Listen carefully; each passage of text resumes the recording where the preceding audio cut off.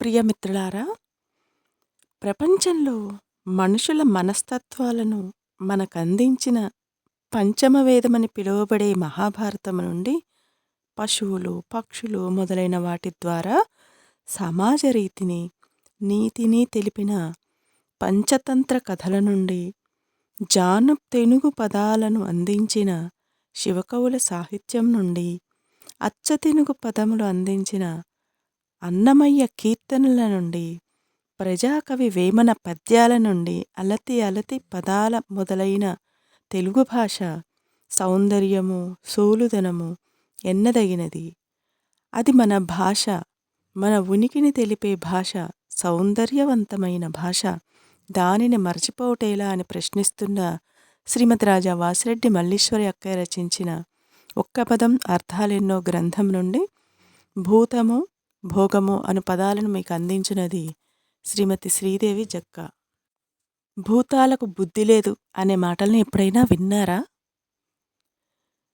పోనీ భూతంలాగా పట్టుకొని పీడిస్తున్నాడు, వదలడం లేదు అనే మాటల్ని విన్నారా? భూతం అనే పదం మనిషిని భయపెట్టేదైనా భూతం అనే అర్థంలో మాత్రమే ఉందా, లేక ఆ పదానికి ఇంకా వేరే అర్థాలేమైనా ఉన్నాయా అనేది చూద్దాం. చిన్నపిల్లలకి కొత్త మాటల్ని నేర్పేటప్పుడు పాఠంలో వచ్చిన పదాలనే కాక అలాంటి మరికొన్ని పదాలని కూడా నేర్పుతారు నిబద్ధత గల ఉపాధ్యాయులు.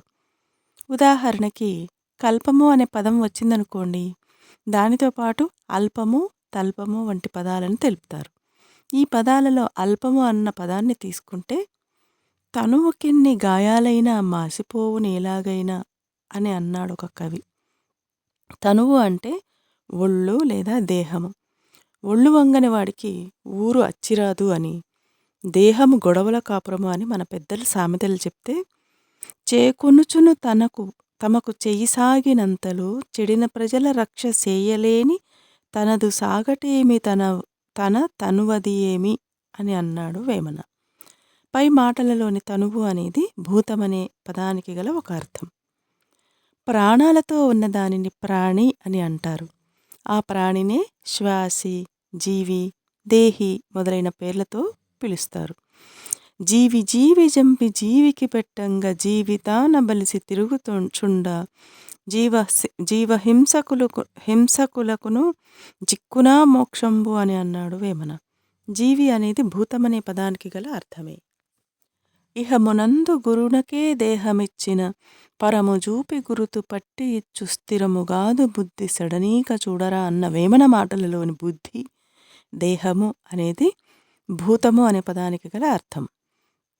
భూమి పేరు వల్ల పుణ్యస్థలములాయే, వెలయురాళ్ల వల్ల వేల్పులాయే, నీళ్ల పేరు వల్ల నిఖిల తీర్థములాయే అని ఈ పద్యంలో చెప్పబడ్డ భూమి, వివిధ దేవతా విగ్రహాలు అనేవి భూతమనే పదానికి గల అర్థాలే. ఎన్ని కష్టాలొచ్చినా సత్యమునే పలుకవలయును అంటూ పెద్దలు ఏనాడో చెప్పారు. దానికి హరిశ్చంద్రుడి కథను ఉదాహరణగా చెప్పారు. సత్యమే చివరకు జయిస్తుంది అంటూ నమ్మకాన్ని పెంచారు. అయితే అప్రియమైన సత్యాన్ని ఇముడ్చుకోలేని వారు కొందరుంటారు. సత్యము పలికినప్పుడు వెంటనే వచ్చే ఫలితం గురించి చెప్పడానికి గోవ్యాఘ్ర సంవాదాన్ని అనే కథను మనం ముందుంచారు పెద్దలు. ఇంకా సత్యమనగా వేరే జగమున గనలేదు, సత్యమగును ఆత్మ నెగడియుండు అంటూ వేమన చెప్పిన పలుకులలోని సత్యము అనేది భూతమనే పదానికి గల అర్థమే. కలిమి బలిమి కన్న చెలిమి బలిమి మిన్న అని అంటారు. బలము కలవాడినే బలవంతుడు అని అంటారు. చెడ్డవాడికి బలము మరింత మదాన్ని కలిగిస్తుంది. అందుకే బలమున్నవాడు బలవంతుడ నాకేమని పలువురతో నిగ్రహించి పలుకుట ఎలా, బలవంతమైన సర్పము సలిచీమల చేత చిక్కి చావదే సుమతి అన్న బద్దెన మాటల్ని గుర్తుపెట్టుకోవాలి. ఈ బలము అనేది భూతమనే పదానికి గల అర్థమే.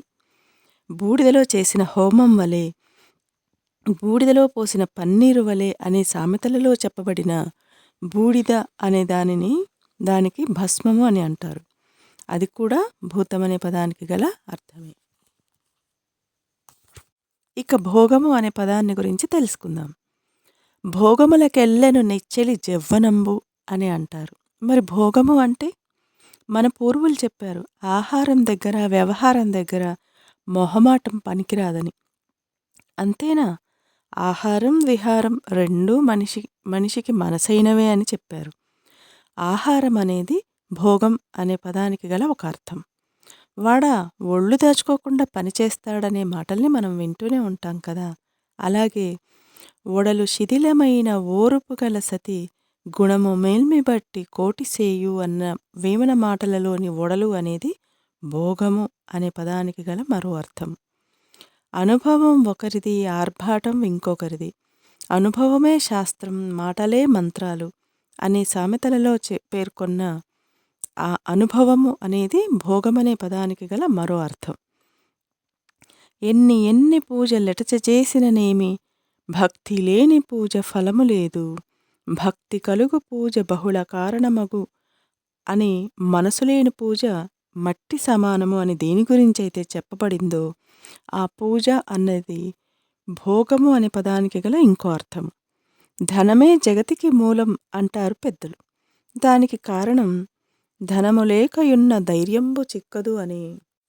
ధనములేమి గుణము తక్కువ పడవచ్చు, ధనములేమి కీర్తి తొలగిపోవు, ధనములేమి శుచిని తగులబట్టనీయదు అని వారికి తెలుసేమో.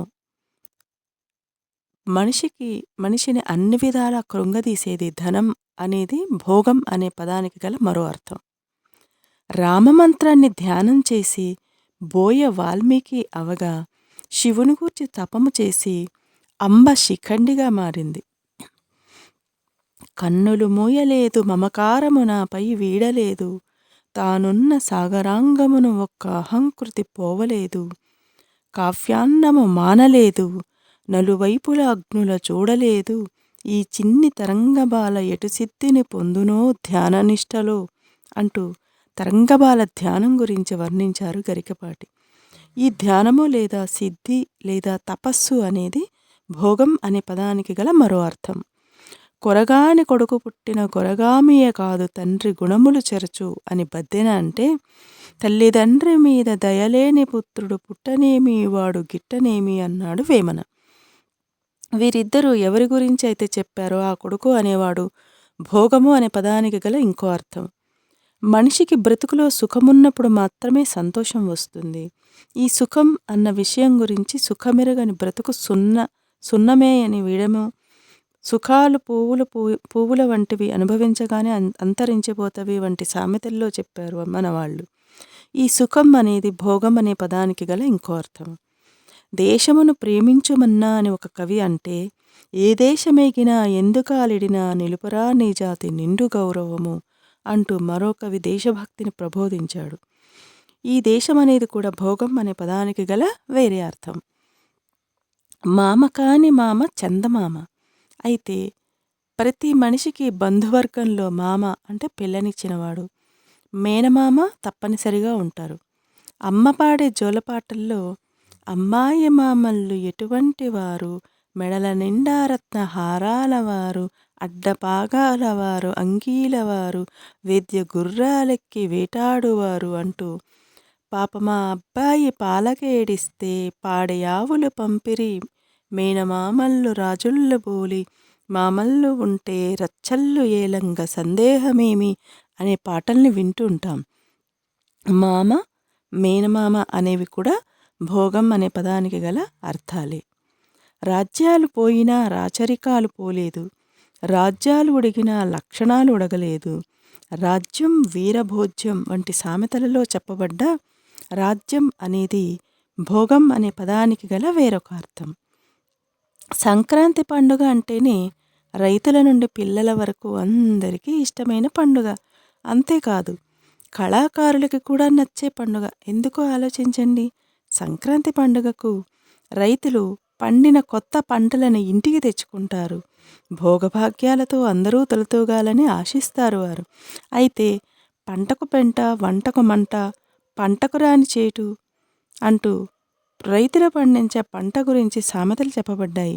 పంట అనే పదం భోగం అనే పదానికి గల మరో అర్థం. పాలపోసి పామును పెంచినట్లు పాము చుట్టము పాము పడగ వంటి సామెతలలో నిలిచిన తలనుండు విషము ఫణికిని అని వర్ణించిన పాము, పడగ అనేవి భోగము అనే పదానికి గల అర్థాలే.